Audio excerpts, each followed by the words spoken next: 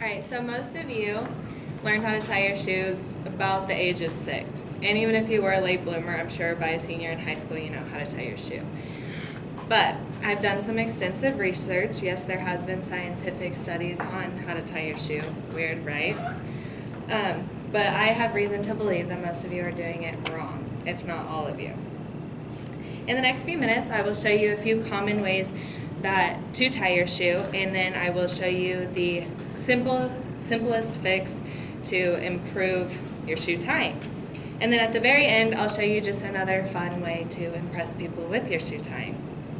So I don't know about all of you, but I've tripped once or twice on an untied shoe, and I will admit I've tripped other people stepping on their shoe.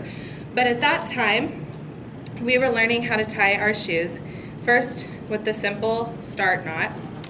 And this way always impressed me, and still kind of does because it's tricky. But this was the double bunny ear. So you make 2 ears, and then you tie it around. So that's one way that a lot of us learned when we were younger. Another way that is still pretty simple, you start with the same knot that you begin with, but it's just 1 bunny ear instead. You go around your thumb and you pull through. With this, if you try to pull it tight, this granny knot is what they call it, this bow shaped, it's loose, so it comes undone and it's lateral, so it lines up with your shoe. This is how you know that you have the weaker version of this knot. There are different types of version. There's a stronger one, which if you make the small simple change, when you pull it tight, it stays perpendicular with your shoe. It stays horizontal. Now, this simple fix, you start the same just as the other one with 1 ear, but instead of going around the back, you'll switch the direction and go around the front. You'll still pull through, and when you pull it tight, to double check, pull your shoe apart, and it will stay horizontal.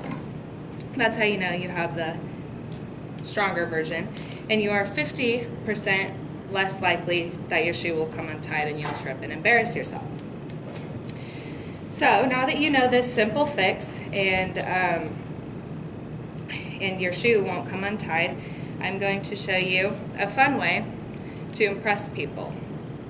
Now most of you are probably like, what the heck just happened? I'll show you slowly. So, first you grab it with your pinkies. You'll lead one side with your finger and one side with your thumb to make an N or a Z shape. After this, you turn sideways and pull through. And if you double check, it's the stronger version of this granny knot. So I'll do it one more time.